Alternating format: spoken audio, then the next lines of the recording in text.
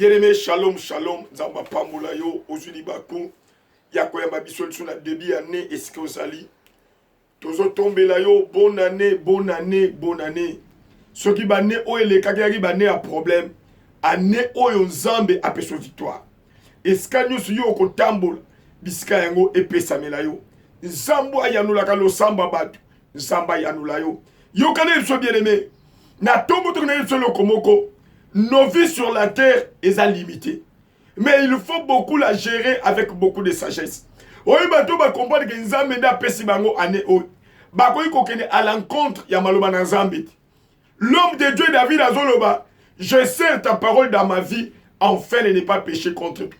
C'est un lingi maloba na yonde kambangai. Ya maloba na Nzambe nde za la kansela, maloba na Nzambe nde za la vie. Ba ba kanga magana maloba na Nzambe. Maloba wana ezalaka accomplissement na vie na bango. Yango tongo to na tomeo taimo tentile yango apprends-nous à bien gérer nos jours. Wabi nazo peso témoignage moko. Ezana ndeko muka mobali ndeko wana za na famille moko ezana mbongo. Mais bazui gestion ba pesier. Ndeko wana mobali yaya. Azui mbongo wana abali kosakana nango na vie ya bana batu. Abali ko bebisa vie ya bana basi. Yo kana ebisa yo. Eza na parent musu azo sambe na to abi nzambe batela bana nanga. Moto nyosa ko luka vie abana nzambe ko épargner ite. Ndeko na zolo bano lelo azana sama bele. Akufi trop jeune, il y avait pas les pommes de la sorcellerie. Eza ye mokonde a gérer ni colonel mabe. Yo kana ebisa yo. Oko ko tambola na sena moyo. Obani ko kota. Oko zo malade. Maladie wane komemo na sama bele, il y a pas la sorcellerie. Zamba pesio Nicole. Mais bon, il faut gérer avec le Saint-Esprit. Nazo peso verset à Liboso. Nazo peso verset à Liboso. Namukana na psaume. Psaume 90. Psaume 90, le verset 1. Toketi na verset na yango 12. Mengana kobanda ko sauter. Psaume 90, verset 1 à 12. Nous lisons au nom de Jésus. C'est la prière de l'homme de Dieu, Moïse. Prière de Moïse, homme de Dieu. Seigneur, tu as été pour nous un refuge de génération en génération. Avant que les montagnes fussent nées et que tu eusses créé la terre et le monde, d'éternité en éternité, tu es Dieu. Tu fais rentrer les hommes dans la poussière et tu dis, fils de l'homme, retournez. Car 1000 ans sont à tes yeux comme les jours d'hier, quand il ne plie. Et comme une veille de la nuit, tu les emportes semblables à un songe qui, le matin, passe comme l'herbe. Elle fleurit le matin et elle passe, on la coupe le soir et elle sèche. Nous sommes consumés par ta colère et ta fureur nous épouvante. Tu mets devant toi nos iniquités et à la lumière de ta face, nos fautes cachées. Tous nos jours disparaissent par ton courroux. Nous voyons nos années s'évanouir comme un son. Les jours de nos années s'élèvent à 70 ans et pour le plus robuste à 80 ans. Et l'orgueil qu'ils en tirent n'est que peine et misère, car il passe vite et nous envolons. Qui prend garde à la force de ta colère et à ton courroux selon la crainte qui t'est due. Enseigne-nous à bien compter nos jours, afin que nous appliquions notre cœur à la sagesse. Que Dieu bénisse sa parole. Motona Zamba comprend qui était. Motona Sena Mokilio, Azana Mikolo Nzamba Kateli. Na évité yo ont fêté l'anniversaire. Au tika na Mikolo na Samoyo. Et Mikolo yo fêté anniversaire. O géré à Mondegeni. Mikolo potika na Mona Sena Moyo zo géré à Mondegeni. Yo kane ebisa yo. Nzambe na mawana etangwa kelimutu. Ache mutu na mokili, azana ba capacité ache. Mais après son Mikolo, ache Mikolo. Mikolo, il faut que gère avec le Saint-Esprit. L'homme de Dieu avait compris. Azo Izanda Balobi était au pessimisme Mikolo, Bamisous, Bazan, na 60 ans. Bamisous, 70 ans, le plus robuste. Alors, mais Mikolo Yango. Pardon, le Bamisous, 70 ans. Et les autres, 80 ans, pour le plus robuste. Alors, Mikolo Yango, ils ont Kenemban. Oh, mais bien aimé, les gens ont fait anniversaire. Il faut qu'on m'y tourne au tika na mbula bonne na sena moyo. Et on gère mon dégeni. Oh, mine de comment quoi ça papa. Soki balobaka babandela mukili na ko sa RRT. Yaya, makambo bandela mukili ezati. Makambo bandela mukili ezati. Eza makambo ya kobongo la motema. Ya kopesa bomo inayo epai na Christ. La parole de Dieu nous dit, regarde là où tu es tombé, répands-toi. C'est-à-dire bongi ko zonge epai na moke. Kolobana ete, talandegini na tabusi vinanga. Yaya, Dieu peut te faire grâce sur Zolandaga. Dieu peut te faire grâce. Nzambo appelle son mariage au échoué, Dieu peut te faire grâce. Nzambo appelle son moussal, appelle son pouvoir. Yaya, il peut te faire grâce. Oh, mais Mikolo, ils ont kenembago, ils ont kenembago. Ils ont kenembago. Oye Mukolomoko, na rotambola. Na mwana nanga mobile na liboso. Mais pendant que toto tambola, moi na wana za ko se mesurer nanga palinga ko kanata imoko nanga. Na mituni moi no azon lukani. Oh mi bien aimé, ndenge zamba kelibiso.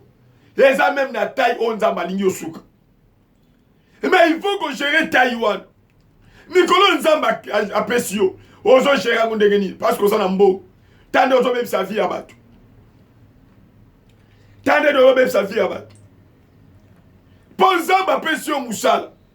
Nzamba apesio pouvoir. Ya lo gérer mon ndenge ni. Na sepela na ba chauffeur na kin balo bakali rapé na bat. C'est-à-dire, au yébité, ni ne koy ko koma lobby. Lobby bien aimé, ça réservé pas Nzambe.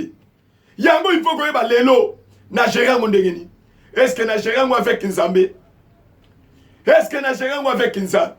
Nzamba koy komemo quelque part, il faut qu'on gère ce kawana na molimo mo centre. La Bible dit quand le Saint-Esprit viendra, il vous conduira.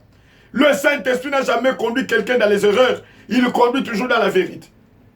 Nazo bonde na debi ane oyo. Otika molio mosantu akambayo. Otika molio mosantu atambusayo. La Bible dit si mon peuple écoutait mes voix, son bien-être allait être comme les sables. C'est-à-dire tika nzamba za la conseil ya vie na yo. Aza la conseil ya foyer na bino. Aza la conseil bien-aimé ya musalo nzamba pesi yo. Yo kana ebisa yo. Et le commande ko comme la mona na nzamba, soki nzamba décidé. La Bible dit pendant que nous dormons, Dieu prépare.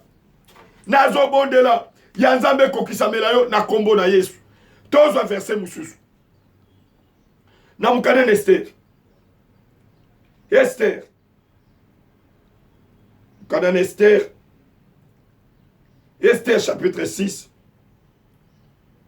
Esther chapitre 6. Le verset 1 à 14, nous lisons au nom de Jésus. Cette nuit-là, le roi ne put pas dormir. Et il se fit apporter le livre des annales, le chronique. On les lit devant le roi. Et l'on trouva écrit ce que Mardochée avait révélé au sujet de Bigtan et de Teresh, les deux uniques du roi, garde du seul qui avait voulu porter la main sur le roi Assuérus. Le roi dit, quelle marque de distinction et d'honneur Mardochée a-t-il reçu pour cela? Il n'a rien reçu, répondit ceux qui servaient le roi. Donc, il y a verset 5. Le serviteur du roi lui répondit. C'est Aman qui se tient dans la cour et le roi dit qu'il entre. Aman entrant et le roi lui dit, que faut-il faire pour un homme que le roi veut honorer? Aman se dit en lui-même, quel autre que moi, le roi, voudrait-il honorer? Ce qui est dans le chapitre 2, Ozomo n'a pas basala qui complot pour pas bomber mon cause. Dès qu'on a vu son Mardochée, akena baum meba ki ko gérer mikolo na ye azolo balobi ndenge to kaibo na ebite nzamba bombelingani yaya nzamba zakala ba surprise pona bana na ye baba tambola kana nzamba ba vivaka ba surprise pas désagréable mais agréable balobi Mardochée bangi nzamba aboyi ko kota na complot ba sala mokonzi mape e nzamba mimonisa nzamba tikaki ete yaya nzamba tikaka ba oya ete baba tambola kana nzamba mona ka nzamba ko sala Balobi abigisi mokonzi ake ko révélé oezalaki complot mabe contre le roi. Balobi était azwaki récompense. Il y a un temps convenable pour moi dans Nzambe nyonso. Nzamba bongisaka temps convenable. Oyebi te Nzambe soki koki na vie na yo. Nzambe azomi monisa. Mais ogere mikolo ndenge nini, ogere mikolo ndenge nini. Nzambe apesi yo musala ogere ngo ndenge nini. Oyebi bien aimé. Ndeko moko ndeko wana tamboli mbangu na kindumba. asali kindumba alongoli bazemi me ndeko ya bali akandi pa bali mosali na nzambe makambo wana esi akomi na ndako ya libala bana bazoyaki aza kotuna papa nasali mokili yango nini ntango olongolaki bazemi yo yebaki te ntango osopaki bazemi yo yebaki te yo monaki yango nini mayandi omi lelo bato atoba non nasepela ntango nazala sepela bien aimé mais il faut jouir avec le Saint-Esprit. Il faut qu'on se mette molimo mosala ndeko ya sopi bazemi akomi na libala mwana zaki ye wana akomi kotambola tambola na l'église nzambe alobi nini yo mo makambo osala oyebi te yo nzambe alinkolo likambo ezali te yo moko longola bazemi yo moko longola bazemi omoni ndeko akomi kolela akangi papa ndoki papa za ndoki te vi na ye moko ndenge atambusaki yo mpe na ntongo teke moko tala otambusa vino ndenge nini balobi mokolo wana nzambe alingaki korécompense Mardoche parce qu'il y avait un problème ezalaki na tata moko na kombo na mane azolinga kokata bango mitu yo ozolandanga tambola bien Dieu va t'élever nzambe akotombola yo gérer mikolo no bien obi bien aimé tangu tana nzambe kokisamaka na vie ya bato même ndoki akoki kokota te même marabu akoki kokota te Mardoche atambolaki bien atambolaki meme na mboka bapaya balobi ete la nuit là nzambe alongoli mokonzi pongi mokonzi alali te ntango bali kotala livre ya souvenir ake komona bolamu ya Mardoche mokonzi azotuna eloko li bako kosala na mutu asali boye récompense ni yaya tambola malamu récompense ya malamu ezali nazobondela na ntongo to andebi ane nzambe wana mimonisama ye oyo arécompensa Mardoche balobi ete amani mumbuni ya Mardoche ya bajuif aye kokota mokonzi azotuna na tuni balobi Mardoche aye bokotisa ye azotuna ye eloko li bakoki kosala na mutu oyo mokonzi ali kosalela bola yokai na lolendo nyonso il faut latelama mokonzi il faut tambola na cheval ya mokonzi balobi zwa yango kende kosala yango na Mardoche allez-y comprendre mutu olingaki kosalela mabe yo sikoyo banda kotambola oyo banda kosala propagande malamu mpona ye nazobona tongo yo banyokoli na belle famille banyokoli na famille gere mikolo malamu babengani yo balobi ye akoherite na biso te lokola jefte gere makambo malamu parce qu'il y a une récompense. Il y a une récompense. Mokonzi azotuna.